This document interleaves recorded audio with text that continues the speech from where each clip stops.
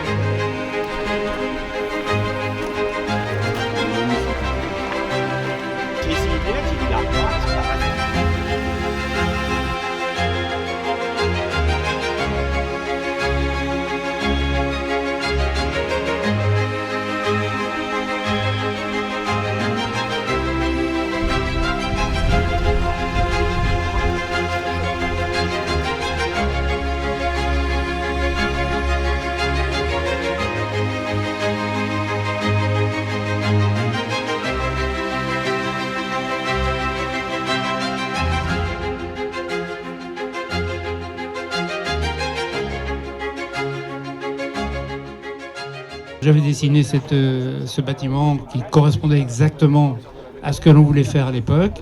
L'époque, c'était une voiture par jour, c'est-à-dire 200 voitures par an. Et on a presque atteint cet objectif en 87, puisque je crois que durant cette année, on avait dû faire 190 voitures, quelque chose comme ça, à peu de choses près. Donc on n'était pas très très loin de l'objectif. C'est dommage qu'on n'ait pas pu continuer parce que je suis sûr qu'on aurait atteint cet objectif. Il y avait des difficultés évidemment sur le plan commercial parce que construire, c'est relativement facile. Vendre, c'est beaucoup plus difficile, surtout quand on est sur un marché spécifique comme les voitures de sport et notamment où les concurrents s'appelaient Ferrari, Porsche, etc. Enfin, que des petits, quoi. Et donc pour nous, c'était vraiment très dur. Et construire des voitures, il faut aussi de l'argent. Les faire évoluer, il faut aussi de l'argent. Donc tout ça a été un petit peu compliqué. Et puis après, il y a eu la période où on a quitté cette usine parce que un certain nombre de personnes, pas forcément bienveillantes, ont fait croire aux actionnaires principaux, ils ont fait croire, parce que c'était des bêtises, qu'effectivement on pouvait se mettre à attaquer par exemple des marchés internationaux, et notamment l'Italie. Alors l'Italie, c'était un miroir aux alouettes absolument extraordinaire. Et les gens qui étaient sûrs d'avoir le marché du siècle sont allés en Italie pour vendre cette voiture. Je crois qu'on en a vendu au total 20 ou 21 marché du siècle. Et dans le même temps, les mêmes personnes qui avaient pris cette décision, les mêmes personnes faisaient croire aux actionnaires qu'on allait effectivement faire 400, 500 voitures par an et que l'usine qui est derrière nous n'allait pas être assez grande.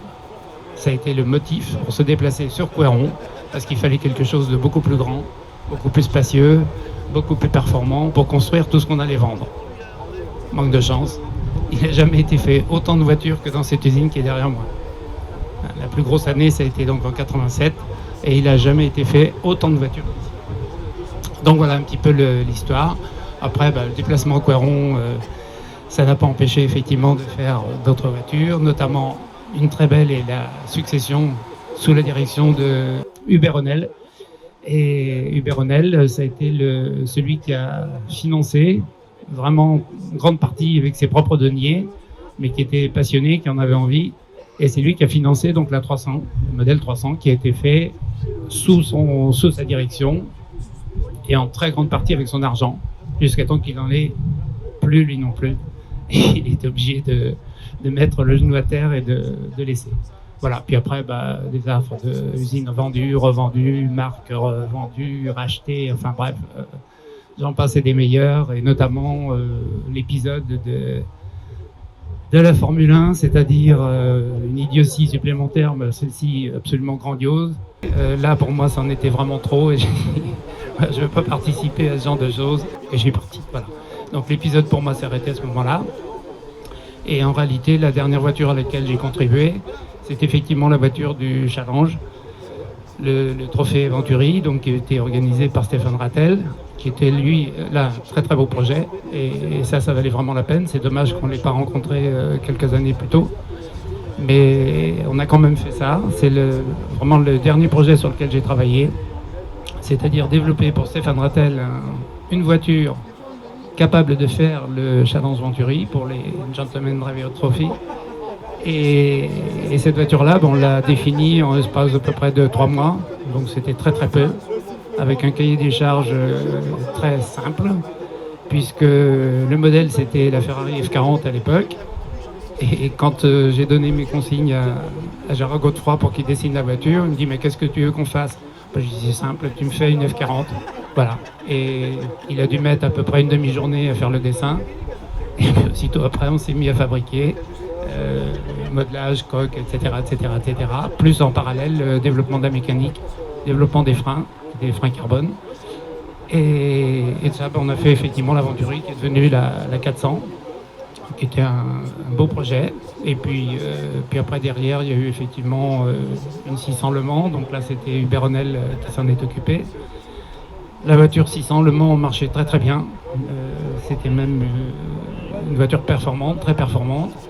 Malheureusement, je crois qu'il y a eu un petit problème avec le pilote qui a pas tout à fait bien utilisé le changement de vitesse et a provoqué un sur-régime qui était fatal.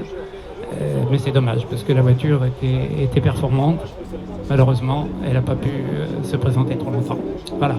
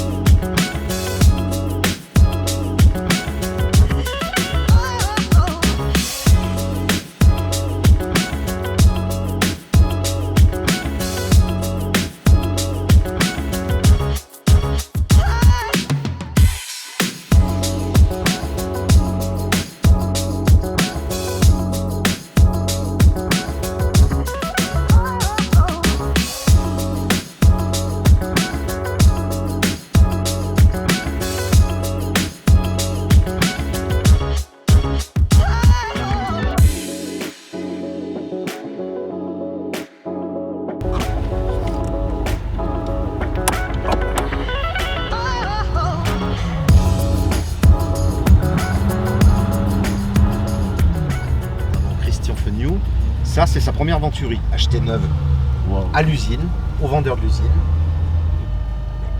qui est immatriculée dans le 36 de sa première immatriculation, comme la 400.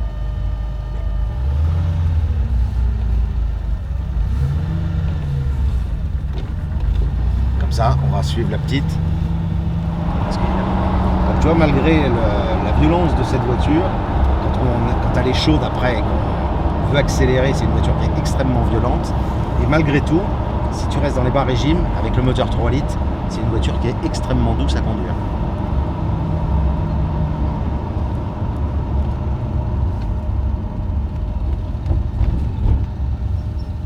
Donc ça, c'est le côté incroyable. Il n'y a que l'embrayage qui est un petit peu compliqué parce que c'est un embrayage renforcé.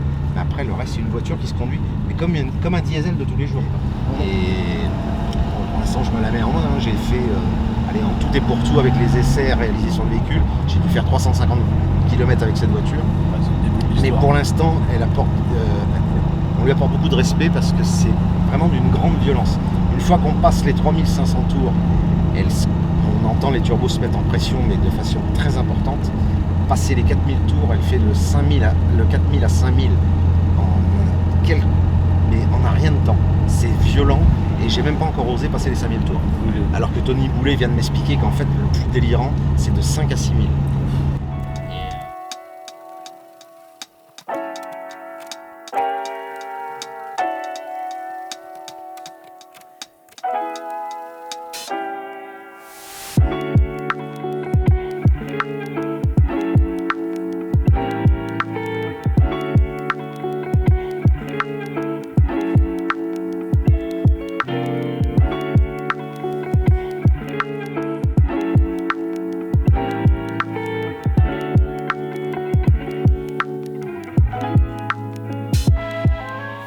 J'ai une histoire assez proche avec Venturi, parce que mon père était garagiste, plutôt de la voiture orientée un peu sport. Donc j'ai grandi en fait au milieu de ces voitures et la Venturi a toujours été la voiture un peu préférée en fait par rapport à ça. Et mon père était concessionnaire Venturi sur Niort. Mais réellement, le virus Venturi, pour moi, ça a commencé à 40 ans. Pourquoi ? Parce que j'ai eu le droit de conduire la Venturi de mon père quand j'avais 40 ans, pas avant. Donc avant ça, j'avais le droit de la regarder, j'avais le droit de monter à côté, mais la conduire, non, il ne le sentait pas, j'étais trop jeune, peut-être, et voilà. Et donc du coup, à 40 ans, j'ai commencé à prendre le volant de cette voiture. J'ai pris énormément de plaisir. Et en fait, c'est un petit peu comme une Madeleine de Proust pour moi. C'est-à-dire que ça me ramène à des souvenirs d'enfance qui sont plutôt agréables, parce que c'était quand même la belle vie. C'était en 90. Ouais. En 90, mon père avait une Venturi. C'était quand même quelque chose d'assez prestigieux. Et ouais, j'ai vraiment eu cette chance-là. Ouais. Comme je baignais un petit peu dans le monde automobile, j'ai regardé toujours les voitures de loin en fait. Et c'est vraiment à 40 ans où j'ai eu le déclic de dire allez, j'en achète une. Et puis en fait, en 3-4 mois, j'en ai acheté 3. Ça s'est fait vraiment très rapidement. Oui. Et puis aujourd'hui, j'utilise régulièrement les voitures. Et les événements, ils sont arrivés grâce à ça. C'est-à-dire qu'il y a eu ces événements-là, on a fait le premier. Mon père était très content en disant tiens, il y a eu plein de voitures. Alors il y en avait une dizaine, mais il était content. Une bonne ambiance, quelque chose de très détendu. Et puis moi, on m'a dit Romain, tu n'as pas du talent, mais tu as quelque chose, tu as un don pour organiser des choses. C'était super, l'organisation top. Tu as peut-être quelque chose. Et puis j'ai dit tiens, on va en refaire un. Et 3 mois après, on était en Bretagne. Et puis après, en janvier, on a fait un repas avec Jean-Luc Mory-Laribière, qui a roulé au Mans, tout à fait, qui a fait 3 fois le Mans en Venturi, je ne vais pas dire de bêtises, ou 2 fois. Et le but de ces événements, c'est pas de passer du temps qu'avec des propriétaires de Venturi. En fait, c'est de faire découvrir la marque. Ceux qui viennent, avoir ou pas une Venturi, c'est pas un critère. Il y en a qui ont une histoire avec Venturi et en fait on se retrouve et je pense qu'on est tous contents de partager la même passion et c'est ce qui permet que ça se passe bien et que ça roule tout seul.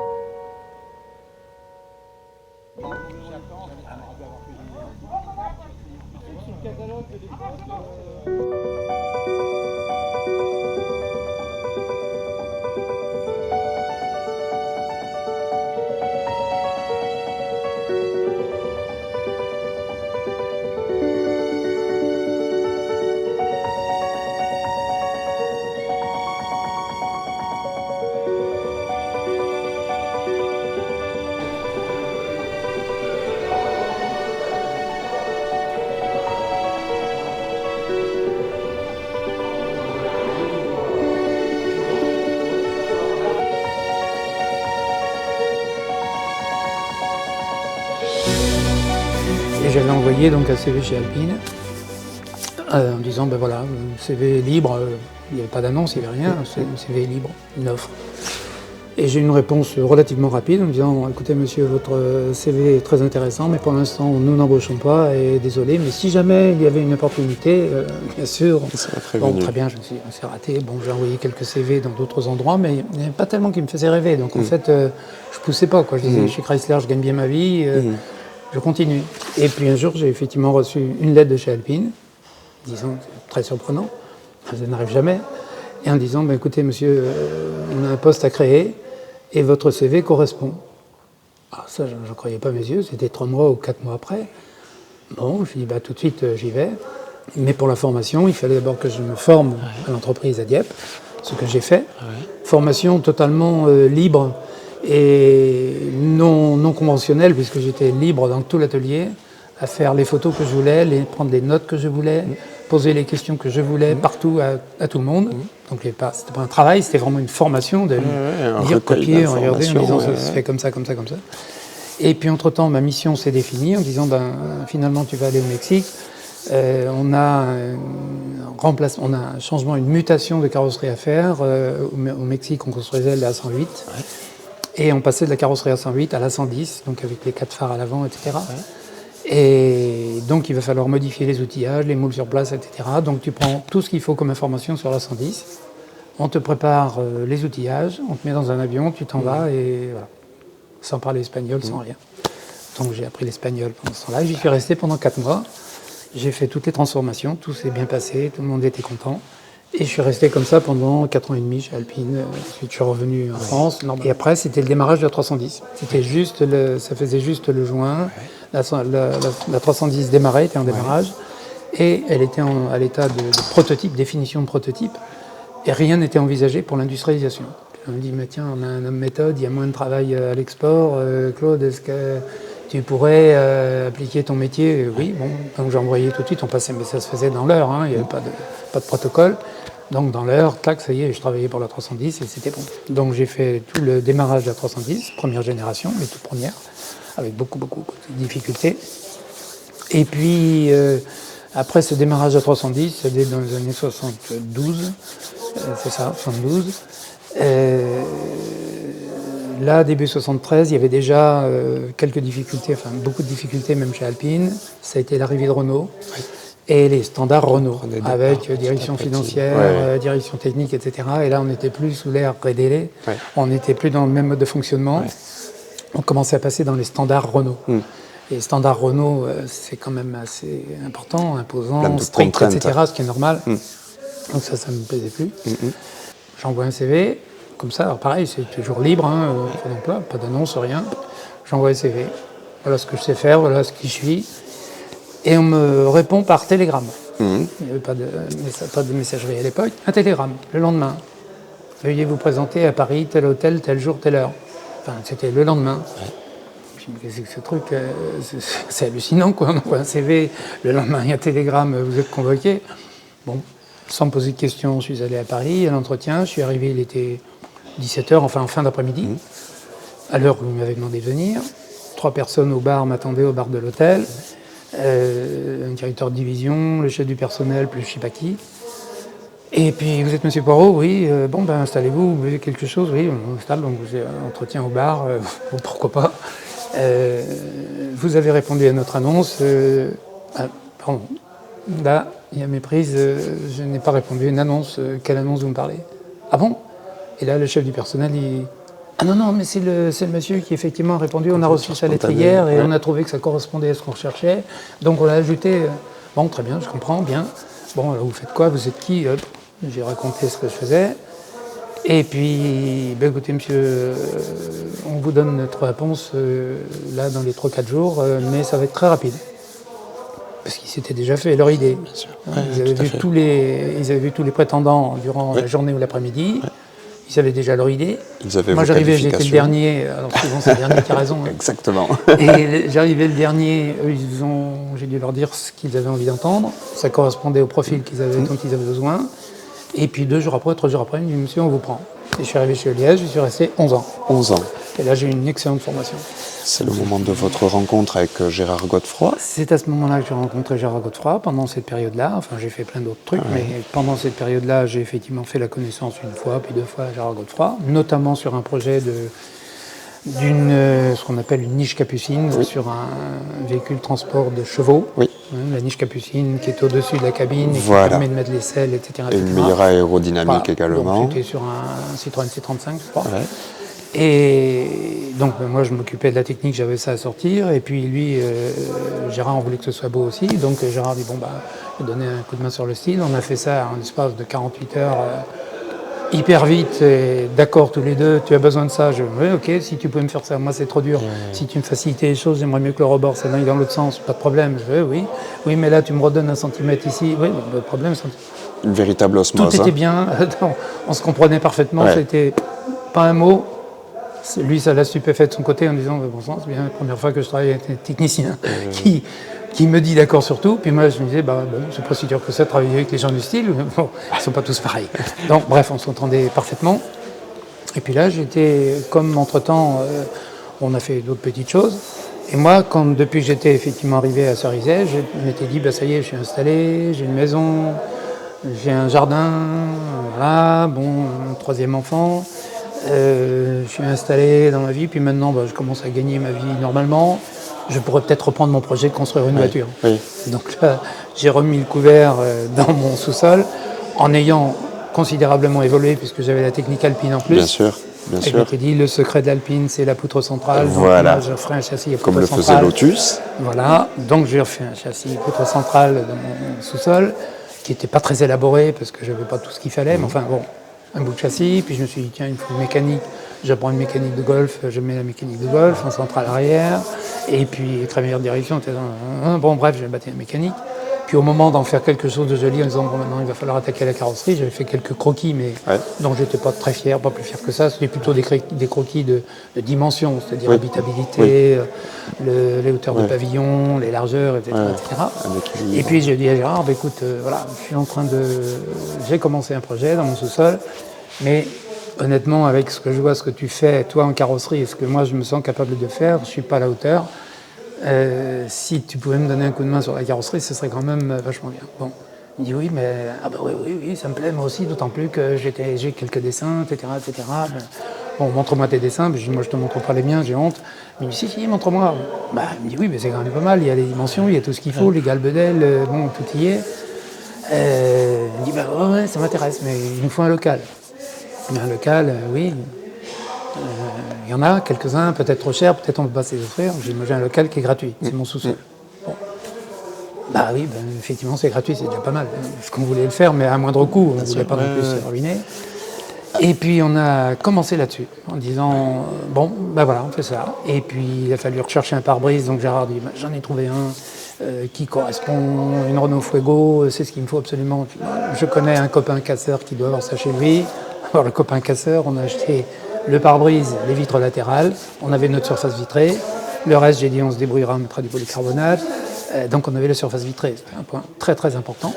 Et autour de ça, il a commencé effectivement à modeler la carrosserie, avec des blocs de mousse. Donc on a un dessin d'une équilibre travaillé énormément, comme des fous. Ouais. Lui, Gérard a eu un passage à vide au style chez Eliès et il a donné sa démission. Il est parti. Donc il s'est trouvé, il dit maintenant je suis libre, à temps complet. Il travaille chez vous à 200%. Voilà, à temps complet, il dit je peux travailler, voilà. Donc il avait les clés de la maison, il pouvait entrer et sortir comme il voulait, dans le garage. Et puis moi, je devais gagner ma vie pour ramener des sous, pour acheter ce qu'on avait besoin d'acheter, puis nourrir la famille, etc. Donc je continuais à travailler, et le soir, sitôt la débauche, j'étais dedans jusqu'à des heures pas possibles. Tous les matins, tous les week-ends, le samedi, dimanche complet, les vacances, etc., etc. Je démarrais des fois à 4 heures du matin, je descendais au sous-sol sans faire trop de bruit pour pas réveiller les enfants, mais je réglais 3 ou 4 trucs. Enfin bref, on s'est débrouillé. Puis arrivé au mois de... on a commencé ça en février 84. Ouais. Quand on est arrivé vers le mois de juin-juillet, on avait déjà très très bien avancé. On avait une maquette qui était représentative à l'échelle, etc. Bon, elle était en mousse, mais on avait suffisamment rigidifié avec des tissus de polyester, de résine, etc. Surface vitrée. On arrivait à la peindre une maquette complètement. sur roue, Et on avait une comme si on avait une voiture ici, Oui, et tout à dehors à fait. photographier, comme une vraie voiture. Et j'avais un très grand terrain, donc on pouvait la tracter. J'avais fait une petite barre d'attache devant, on Oui. la tirait avec ma voiture, on sortait du garage, on mettait sur la pelouse, et ce qui permettait de la mettre comme ici. Très beau plateau, de faire des photos, voir ce qui n'allait pas, faire les retouches. Donc Gérard est extrêmement talentueux pour ça, dire là il faudra que j'enlève 3 mm, là il faut que je rajoute 1 cm, là je suis un peu court, là bon. On rentrait au sous-sol et on entamait les modifications, etc. Puis juin, mois de juin, comme ça on se dit finalement c'est quand même beau. Arrive le salon de C'est l'auto. quand même beau, on dit là, et si ce serait chouette si on pouvait la présenter au salon de l'auto. Ben oui, pourquoi pas. Mais il va falloir s'offrir des mètres carrés, pouvoir payer ces mètres carrés, c'est quand même assez cher, on n'a pas les moyens, moi j'ai pas de quoi sortir ça, moi non plus. Oui, mais si on demandait de l'aide, ah oui, il nous faut un sponsor, Crédit Agricole, voilà monsieur, si on faisait ça, une opération, on vous garantit la primeur pour quelques articles de journaux qui vont paraître évidemment à l'occasion avant, etc. Est-ce que ça vous intéresse? Oui, on prend. Ils nous ont payé les frais de salon. Puis après, on s'est débrouillé avec Michelin, Recaro, etc. pour obtenir des pneus, des roues, des sièges, pour avoir des choses propres. Et là, on a mis les bouchées doubles, puisqu'on avait une place. Alors, la place au salon, ça a été aussi et les connaissances de Gérard et les miennes, en intervenant auprès des gens qui avaient la connaissance qui connaissaient monsieur un tel et monsieur un tel, et puis arriver à dire écoutez, est-ce qu'il ne vous reste pas 30 mètres carrés dans un coin? Ah non, tout est pris, tout est pris. Monsieur, tout est pris cette année encore par des Japonais. Vous allez ajouter une marque japonaise en plus? Oui, c'est ça. Je dis, vous n'avez même pas une place pour une petite voiture française comme la nôtre, c'est tout. Donnez-nous une chance au moins. Pas grand-chose, tout petit. L'argument a dû porter. En quelques jours, finalement, on vous a réservé 30 mètres carrés. Suffisant, parfait, on y est. Donc maintenant, on y est. Et là, il fallait vraiment se vider les tripes pour être à l'heure pour le mois d'octobre. Oui. On avait commencé en février. Oui, tout à fait. On s'est dit, on n'y arrivera jamais. On s'est rendu compte, on a pris conscience de la somme de travail qui reste, on ne peut pas y arriver. À tous les deux, c'est pas possible. On n'était que tous les deux. Ouais. Et personne d'autre. Il n'y avait pas d'aide. Les aides sont venues un petit peu après, mais pas d'aide. Et puis on dit, mais peut-être que Liège pourrait reprendre le projet. Et peut-être que avec l'équipe qu'ils ont, évidemment, ils vont faire ça en 2 mois et demi, c'est réglé, quoi. Oui, pourquoi pas. Bon, qui en parle? Je dis, moi, je suis encore chez Liège, je peux en parler. Donc, j'en ai parlé effectivement au patron, qui en a parlé monsieur Kevo, le patron. Disant, écoutez, voilà, on a un bout de projet. Bon, c'était un projet de polichinelle un petit peu. Mais, non, c'était déjà plus de polichinelle, puisqu'il y avait eu un bout d'article dans la presse qui était paru en prémisse, de la part du Crédit Agricole, qui a fait paraître un bout d'article en disant, 2 jeunes de Sévrien, un salon de l'auto, mais on savait pas trop ce qu'il y avait. Jusqu'à ce stade, le projet était de vous fabriquer une voiture chacun. Tout. Voilà. C'était tout, mais ça n'empêchait pas de l'exposer. Ouais, bien pour sûr. voir ce qu'était. Mais on avait toujours le projet, une voiture chacun. Et puis quand c'est arrivé aux oreilles de M. Kevo, j'ai dit, tiens, pourquoi pas? Il a délégué son patron du style prototype, donc qui était M. Pierre Thierry à l'époque, qui est décédé, le pauvre. Et il lui dit, écoute Pierre, tu connais bien Claude, vois ça avec lui si tu peux. Va voir ce qu'ils font, parce que personne ne sait. Va voir. Donc Pierre Thierry m'appelle, il dit, Claude, le patron m'a demandé si tu étais d'accord pour que vous puissiez me montrer ce que vous êtes en train de faire. Bon, oui, tu viens, entre midi et 2, là, viens à la maison. Il vient. Là, ça a dû le sidérer un peu, parce que la voiture était peinte, la maquette était peinte, on travaillait dessus. Bon. Ça a dû le choquer, en se disant, merde, ils ont réussi à faire ça tous les deux, Et cette année-là, le Liège n'avait rien à présenter.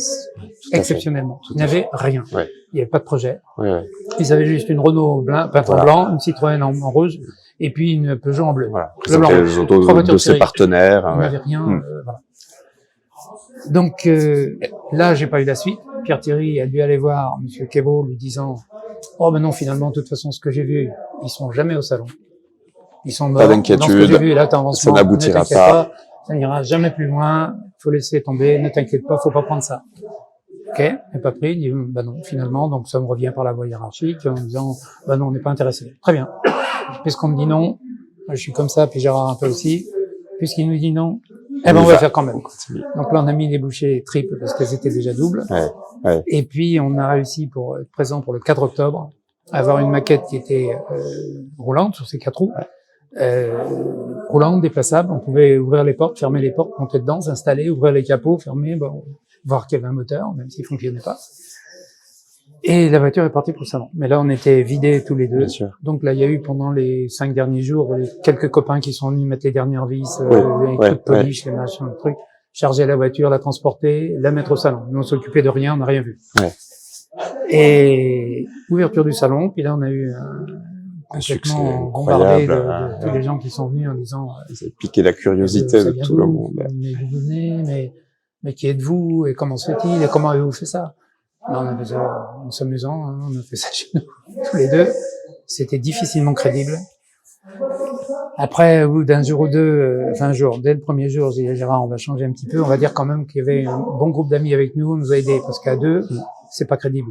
On est en train de raconter la vérité n'est pas crédible. Donc il faut mentir pour montrer que équipe, oui, on avait une équipe, voilà, on était nombreux et on a réussi à faire ça. Bon, c'est un travail amateur, mais amateur professionnel. Et puis très vite quand même, mes 2 anciens de chez Eliez construisent une voiture, donc là il y a la connaissance. Et on a récolté les cartes de visite qui ont été laissées à l'occasion de ces quelques jours. 2 gens qui se proposaient de financer le projet s'il y avait projet, puisqu'il n'y avait pas de projet. 2 concessionnaires automobiles un peu de partout qui disaient, moi, si vous avez cette voiture, il faut la produire, moi je vous laisse ma carte, je veux bien la vendre. Et donc c'est venu comme ça. On a collectionné toutes ces cartes de visite. Et puis à la sortie du salon, on va exploiter les cartes de visite. J'ai dit, Gérard, t'en occupes? Non, pas le temps de ça. Bon, je m'en occupe, ok. Et moi j'étais toujours salarié Eliez. Sauf qu'en arrivant chez Eliez, le lendemain de l'ouverture du salon, vous êtes on convoqué. dit, monsieur, vous êtes dehors. Ah bon? Concurrence déloyale. Oui. Oui, c'est très important. Concurrence déloyale, oui, je vois très bien. Pierre Gorin, donc le chef du personnel, les RH, il me dit ça très sérieusement. Je dis, Pierre, on va aller au prud'homme tous les deux. Toi, tu représentes un groupe de 2000 personnes, Eliez. Moi, je représente un groupe tout seul, avec ma caisse à outils qui est grande comme ça. Là, dans le sous-sol de ma maison. Et dans le sous-sol de ma maison. Concurrence déloyale. Qui est déloyal? Alors, il est parti à rire. Il me dit, on oublie tout ça. Pardon. On oublie tout ça. Bon, il faut que tu t'en ailles parce que le chef veut que tu t'en ailles. Je m'en vais, je suis prêt à partir. Il suffit de discuter les conditions. On a discuté les conditions et je suis parti. Donc là, j'étais libre parce que c'est ce que j'entrevoyais en me disant, maintenant, il faut que je sois libre. Donc j'étais libre. J'ai exploité toutes les cartes de visite.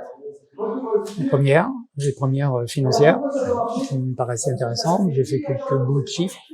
Et puis sur les 2 premières cartes de visite financières, une a marché.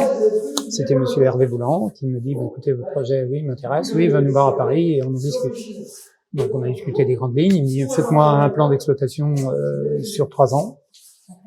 Vous êtes capable de calculer le prix de la voiture, sauf qu'il faudrait effectivement la monter en gamme. Voilà, faites-moi un plan. Donc j'ai pris mon papier et mon crayon. J'ai demandé à un comptable de me donner un canevas précis et rapide. J'avais pas d'ordinateur à l'époque. Et puis j'ai mis les petits chiffres dans toutes les cases, année 1, année 2, année 3, des investissements, des charges, des salaires, etc. J'ai démontré que c'était rentable. Je lui ai montré ça, il m'a dit ok, ça tient debout. La somme pour développer des prototypes, c'est tant de millions. Il nous faut une société de capital risque, puis ensuite il nous faudra un appui bancaire. Bon, comme il avait l'habitude de ça, il a tout de suite trouvé une société de capital risque qui était la financière d'Auteuil à Paris, qui était elle-même une filiale du groupe Total, et qui a dit, oui, ok, nous on prend. On a 3-4 personnes qui sont prêtes à mettre de l'argent dans un projet comme ça nous va bien, des gens qui aiment l'automobile, bon voilà, il nous faut un appui, on a la banque de Dreyfus qui est là, on a l'habitude de travailler avec eux, etc. C'est démarré, on a eu les premiers millions, et c'était parti. Ouais, voilà. C'est tout ça. Votre aventure est née environ 20 ans après une époque qu'on appelait les constructeurs sans patente. Vous vous êtes pas heurté dans les années 60 comme vous au début des années 80 aux mêmes aléas. Vous, il y avait les tests de l'UTAC. Contrairement effectivement aux gens que vous avez cités, c'est que nous c'était vraiment une voiture automobile et avec toutes les homologations comme Renault, comme Peugeot, comme Porsche, comme tout le monde. On est passé par toutes les fourches codines. Ouais. Ce qui n'était pas le cas, par exemple, de Marconi, et ce n'était pas le cas au MCG à l'époque. C'était désolé, quoi. Il n'y a pas de crash test, c'est vraiment passé à côté de tout. Voilà. Tandis que nous, on a tout fait. Ouais, ouais. On a tout fait. Ça change tout. Mais complètement. Ouais, complètement. On avait une démarche constructeur et quand j'allais chez Peugeot pour négocier un moteur, ou chez Renault pour négocier un moteur ou ailleurs, c'était considéré comme constructeur. Ils étaient bien conscients que la voiture avait passé toutes les étapes et que je pouvais répondre à chacune des problématiques qui étaient posées. Du constructeur automobile, j'avais les mêmes. Et le plus grand défi technique auquel vous ayez été confronté? Le plus grand défi technique, je dirais, c'est plutôt au Bicard. Ouais. C'est beaucoup plus difficile que Venturi. Ouais. Chaque système. Exercice différent, mais d'une complexité diabolique. Ouais. Alors la force de notre équipe, puisque c'était la même équipe qui avait fait au niveau de la recherche et développement, la même équipe qui a fait au Bicard, c'est la même qui a fait Venturi. C'est les mêmes personnes, à peu de choses près. Peu de choses près. Et notre grande force à tous, c'était effectivement d'avoir une équipe soudée et pas d'argent. Parce que le pas d'argent vous oblige, parce que vous n'avez pas le choix. Vous avez les fourches codines de l'homologation, compris pour le Bicard. Hein. Ouais. Homologation, crash test, etc., etc., etc. C'est colossal. On a même homologué des sièges à ceinture embarquée, ce que personne ne fait. Personne ne sait faire ça. C'est vrai. J'avais lu l'article dans Autorétro il y a quelques années. Difficile. Bon, donc tout ça, vous n'avez pas d'argent, et il faut quand même le faire. Comment vous faites? Vous faites travailler votre cerveau. Donc vous êtes obligé de compenser tous les jours, pas une fois de temps en temps, pas 2 fois par semaine, tous les jours, du matin au soir, vous êtes obligé de penser, réfléchir, chercher, imaginer la solution qui va quand même répondre aux normes par lesquelles vous êtes obligé de passer, sans avoir d'argent pour vous offrir l'outillage spécifique qui vous rendrait la vie facile. Mais vous n'avez pas cet argent. Donc vous êtes obligé de compenser. Et ça a été la grande force quand vous regardez la conception d'une Venturi 200 de base. Vous regardez comment elle est faite, vous la décortiquez si vous avez un œil un peu averti, un peu curieux. Ouais. Vous regardez comment c'est conçu, puis à côté de ça, vous mettez dans la même voiture conçue à l'époque, même une Alpine, pas une Alpine A310, mais une Alpine, c'était pas déjà à l'époque, c'était déjà plus tard, plutôt l'Alpine A610. Oui. Et vous regarderez chaque détail, un bout de poignée de porte, de charnière de porte, d'embouti. Vous regarderez détail par détail. Moi, le pied de porte sur une Alpine, c'est un pied de porte embouti, avec des emboutis, bel outillage, etc. Le pied de porte d'une Venturi, c'est un tube 80-40 droit. Oui, mais c'est ça, bien sûr. Avec 2 trous de renfort. Sauf que les renforts, ils sont de la bonne épaisseur, ils sont au bon endroit, ils sont soudés comme il faut, bien comme il faut, et ils travaillent dans le bon sens. Tout à fait. Mais c'est qu'un bout de tube. Et oui. Le positionnement d'une carrosserie sur un châssis enfin pour là c'est le cas, on met une peau polyester sur un châssis métallique. Le positionnement de toutes les voitures dans le monde entier. Vous avez un conformateur qui vient prendre la forme de la carrosserie sur le côté, sur le haut, sur le bas, l'avant et l'arrière. Vous conformez la carrosserie et vous amenez alors un élément, un panneau de côté, un panneau dessus, etc. Clac, vous fermez le tout, c'est rivé, c'est collé, c'est soudé, c'est tout ce que vous voulez, des robots, etc. Mais c'est toujours la même méthode. Une Venturi, vous avez la coque en monobloc avec aile, pavillon, montant de pare-brise, aile arrière, tout le côté, la totalité de la carrosserie. Une personne de chaque côté, ça pèse 40 kg. Vous écartez les 2 côtés, vous descendez au niveau du châssis, vous relâchez les côtés, clac, c'est positionné à hauteur. Le pied de porte, le tube de 80-40, le plastique vient dessus, ploc, il se loge. Donc au millimètre près, vous êtes logé, ce qu'on appelle en départ des côtes. En axe de caisse, vous êtes collé sur le châssis, et puis en hauteur, vous êtes en appui sur les arceaux. Et c'est fini. Une simplicité. Et il n'y a pas d'outillage. Une logique. Outillage, 0. Voilà.